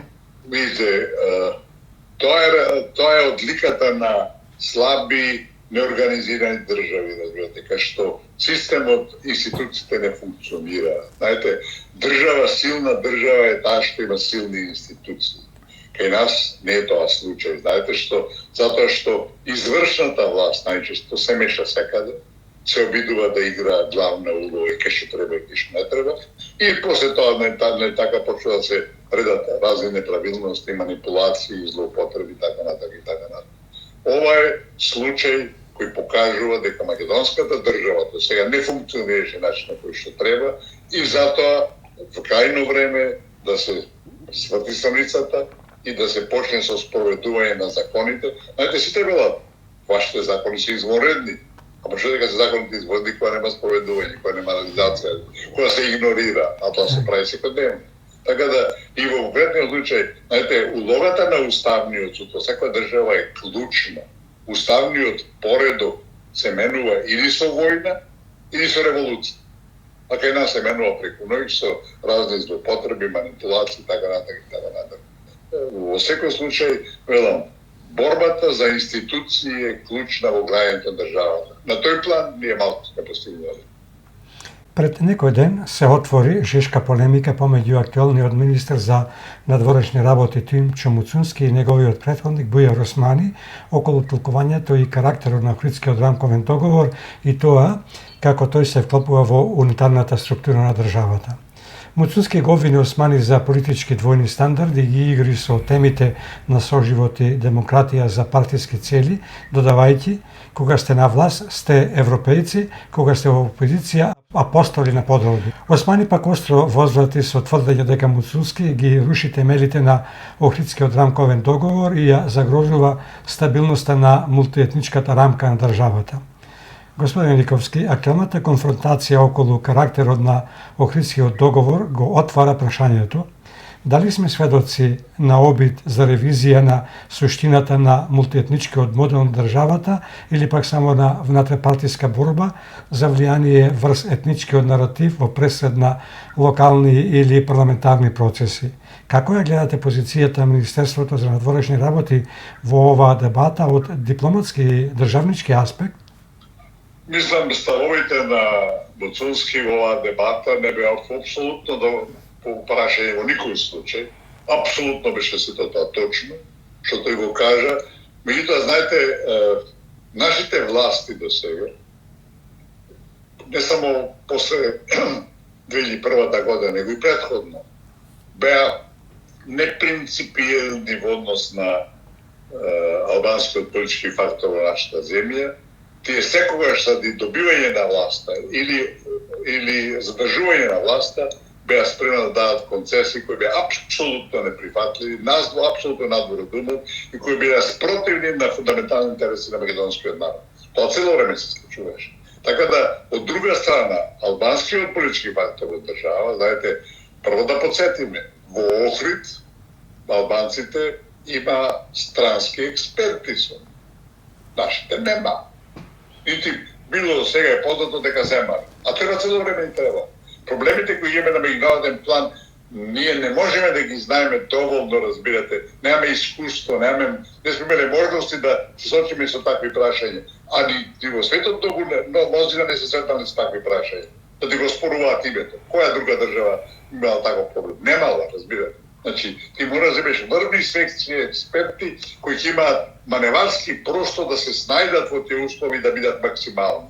Велам, во Охрид албанците има странски експерти, едниот од нив го знам и лично, разбирате, и сега го користеа Вилијамс, разбирате. А нашите, имавме, да не ги спомнам сега по име, кои знаеа Свездајковци, разбирате, кои ништо не знаеа. И од тогаш, значи, моментот кој е потпишан тој рамковен договор, разбирате, кој по многу што е катастрофален за Македонија и кој по многу што не е случаен, разбирате. Со војната од 2001 година, проценката беше дека Македонија ќе се растури за неколку месеци, разбирате, и дека ќе почне непреуредување. Првите 5 соопштенија на ОНА беа апсолутно јасни територијални претензии, албанизација, слободување на албанските територии. После тоа ги промени во човекови права, разбирате. Не сами, сваќате. И тој јас дори сум убеден дека Охридскиот рамковен договор беше пред да почне војната од 2001 година како алтернатива на така. Не успеа првото распад на државата за 3 месеци и дојде тој Фровик едно, да нешам што, американски еден агент, го донесе тој текст, го пласираше прво во Призрен да се договорат албанските партии Учека со нашите ПДП и НДП, разбирате, кои претходно поима нема и за војната, и за улогата, и за Учека, и за Али Ахмет, и за никого, разбирате. И после тоа, така се потпише договор, така да. Од тогаш до денеска, тој договор е девалвиран во однос на македонските интереси, ја мислам 50%, може и 80%. Значи, цело време се попушта, најклучен беше околу јазикот, ние дозволихме да државата биде билингвистичка, двојазична. Нема унитарна држава во светот која е двојазична, тоа се федерациите. И ние сме јазична федерација по многу што. И велам, сето тоа што го кажа Луцунски апсолутно држи, меѓутоа апсолутно е точно дека сите тие концесии апсолутно надвор од домот ги дававме ние сами. Од тесни партиски интереси. Така да, велам, мораме да бидеме свесни дека во наши раце е судбината наша. Али, начин на која реализираме често пати погрешен, често пати резултат на тесни лични партиски интереси, а од друга страна албанците имаат многу јасна национална стратегија, која спроведуваат апсолутно унисоно, сите се на иста линија, нема тука разлики и затоа се поуспешни од нас. По 23 години од Охридскиот рамковен договор, многумина сметаат дека неговата имплементација е формална, но не и суштинска, особено кога станува збор за довербата меѓу заедниците. Дали ваквите нови политички реторики околу неговото значење и рамки можат да предизвикаат институционална ерозија или пак само ја откриваат потребата од нов пост-охридски рамковен модел на соживот? Видите, тоа е целта тачно на ДУИ. Знаете, тие луѓе, ДУИ партијата, начело со својот лидер, се симнават планини. Нивните први 5 соопштенија беа за рушење за ослободување на албанските територии. Вие мислите дека тие ги промениле своите првични размисли, идеи, филозофии? Јас не верувам во тоа. Тие цело време се обидуваат да го тоа реализираат, на еден сега друг начин, политички начин, и во тоа успеваат. Као што рековме, со јазикот, со едно, со друго, со трето. Така да, македонскиот политички блок, кој е длабоко разединет и кој е де факто и на двете страни од тој македонски политички блок, главна цел е да ги изгледа очите на другите, разбирате, а не да се бара некој компромис, да се бара некој заедничко јадро кое ќе биде водечко во однос на националните пред се, а и државни интереси, зашто да не. И затоа од една страна имаш еден разединет, конфронтиран дел, а од друга страна имаш едно единство кое диктира, наметнува, бара, уценува и успева. Така да, многу што до Охридскиот рамковен договор е надминато до она што беше договорено, многу што на штета на македонските национални интереси и тоа продолжува, тој процес продолжува. Така да, крајно е време меѓу македонските политички фактори во оваа земја да дојде до минимален национален консензус, бидејќи македонскиот народ е доведен во прашање. Ние сме на работа од едно истребување, разбирате, од бришење како македонски народ. И тоа е веќе велам напреднато и крајно е време да се дојде до некој таков минимален договор, не може да биде нешто максимално, затоа што во спротивно, велам, тоа е наше патување прудолу ќе продолжи уште побрзо, бидејќи велам сега се финализира, али зависи од нас. Знаете, ако ти самиот не си спремен да се браниш, Свети Петар нема тоа. А ние најчесто се покажуваме такви, велам, конфронтациите кои се појавуваат, се толку смешни се некој. Песка спомна, едната страна вели да ги ставиме бугариите во уставот и со тоа ќе докажеме дека сме два народа. Па поголема глупост ја не сме што во мојот живот. Да ги ставиме бугарите македонците во својот устав, тоа автоматски значи дека те признаваат, дека те прифаќаат. А ние да направиме нешто, можем тие не прифаќаат на тоа велам. Толку е надвор дуба, а сите водечки политичари на опозицијата тоа го повторуваат.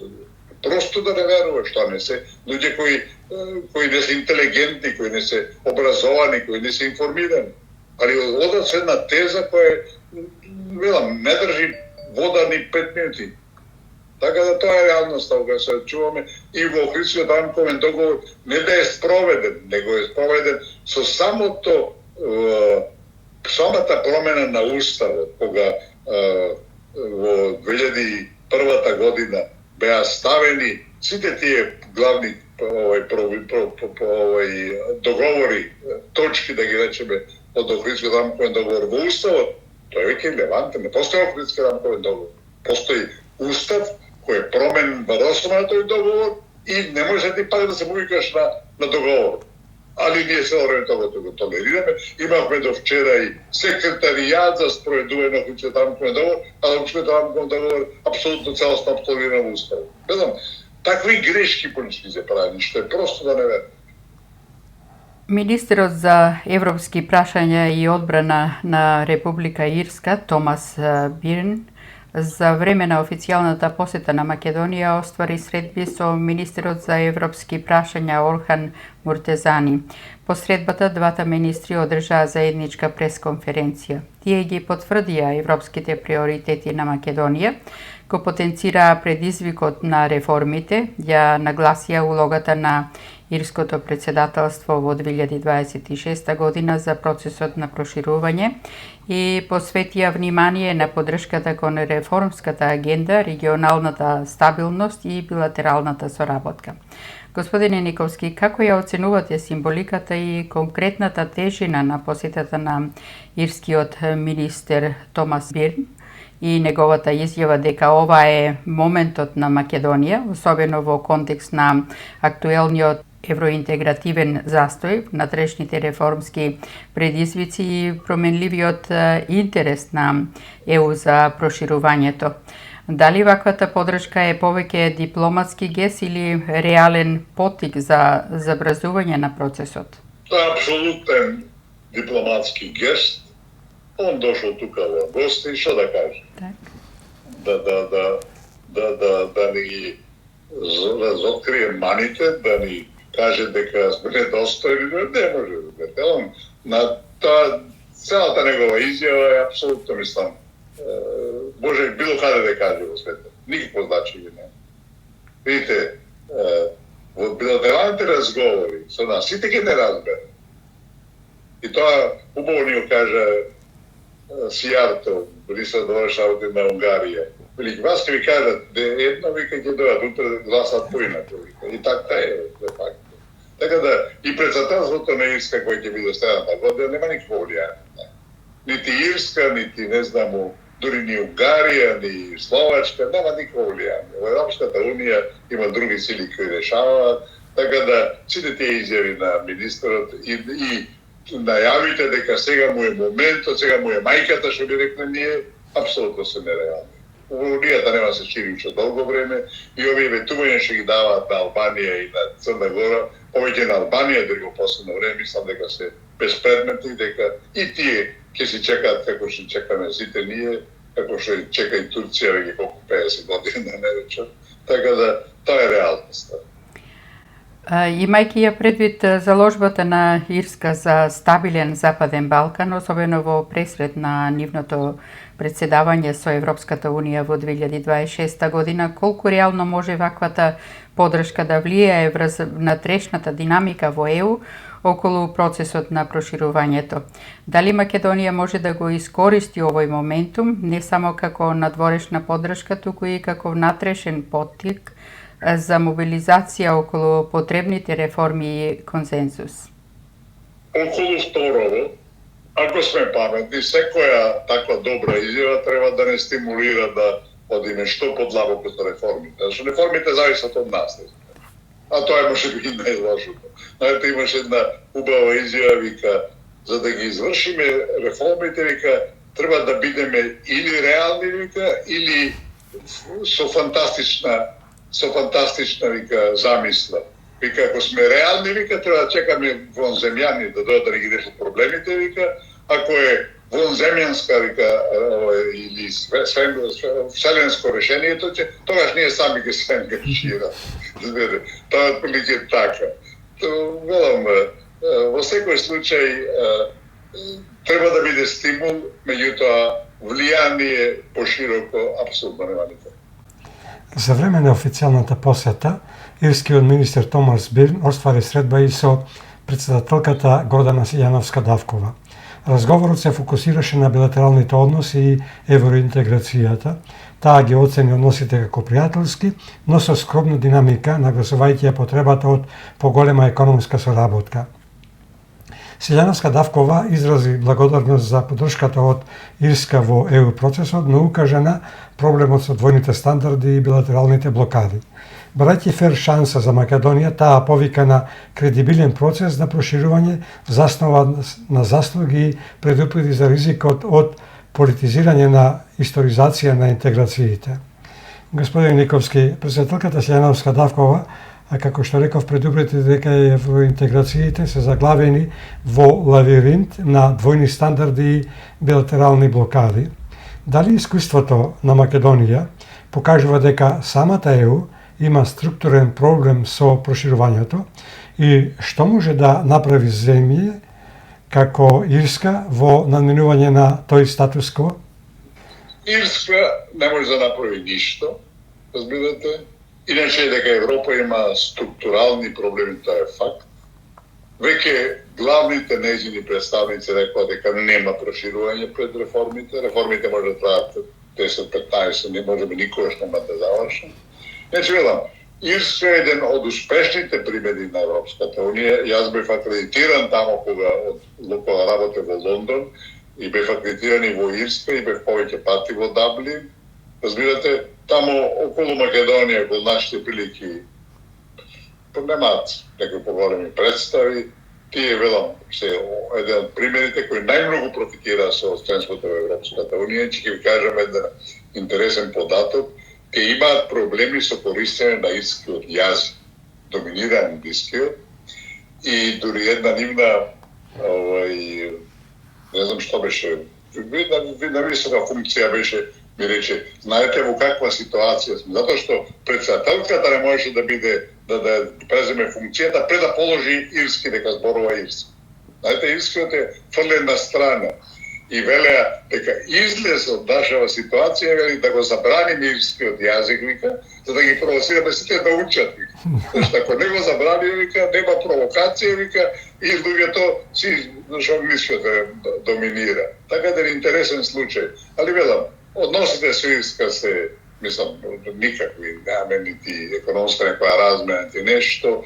Улогата на Ирска како председавач е минимална, мислам, не влијае на ништо. Така да, добрите односи се важни, да имаме поддршка е важно, али велам, како што е сејато, со нас ќе бидат коректни вамо тамо кој ќе дојде гласањето за проширување во Европската Унија и гледаат своите интереси, што не може да се оспори, и најчесто гласаат против. Веќе рековме дека односите со Ирска се пријателски, но економски слаби. Може ли токму економската соработка да стане двигател на подлабока интеграција наместо само политичките процеси? И кога председателката вели дека процесот е заглавен во лавиринт од двојни стандарди, дали гледате дипломатски потенцијал Македонија да стане гласноговорник за реформирање на самата политика на проширување, не само како земја кандидат, туку како учесник во незино преобликување? Тешко. Нямаме такви капацитети, нямаме такви можности. Ние можеме да ги браниме нашите интереси, али да се ангажираме некој поширок план околу тоа, мислам, и ако сакат да не ни доликува. Прво, ние сме лош пример, двојните стандарди се апсолутна реалност, мислам, председателката тоа многу го објаснила, али тие бидете сигурни нема да се променат, затоа што тоа е нивни интерес на тој начин да балансираат и да излегуваат од ќорсокаци во кои сигурно често се наоѓаат. И ведам, објективно, Европската Унија нема да се шири следните 15-20 години и тоа треба да ни биде јасно, а втората лига е веќе консолидирана на многу јасен начин и таму ќе ни биде најверојатно местото, што се вели боарно ништо него ништо, али велам, моментално се на објективните изгледи се дека Македонија, а поготово ние, многу тешко ќе дојдеме во Европската Унија. Еве само да спомнем еден пример конкретен. Се да завршиме за 3 месеца, за 6 месеца и да дојдеме утре да го подпишеме договорот за членство. И што мислите, бугарскиот парламент ќе го ратификува? Ако не прифатиме дека сме бугари, никогаш. Така. Ви благодариме, господине Никовски. Ни беше чест што ви имавме во емисија. Веруваме како и секогаш дека бевме изслушани со внимание. Ви посакуваме пријатен остаток од викендов, кога го чествуваме најсветлиот за нас празник Илинден и христијанскиот наш празник Свети Илија. Уште еднаш нека е честит празникот и за многу години. Ке ве очекуваме скоро за нова анализа и реализирање на случувањата на политичка сцена во Македонија и светот. Пријатно до слушање и до скоро видување секако. Ми беше големо задоволство, поздрав уште еднаш за сите наши каде и да се. И велам, Илинден, тие двата Илиндена, 1903 и 1944 година, се најсветлите денови од нашата понова историја и мораме со најголема почит и да ги респектираме и да ги славиме и да ги одбележуваме. Поздрав на сите. Поздрав голем, остануваме во контакт и се гледаме повторно овде на Македонски горе. Чувајте си го здравието и требате на Македонија. Благодарам. Поздрав. Се најдобро.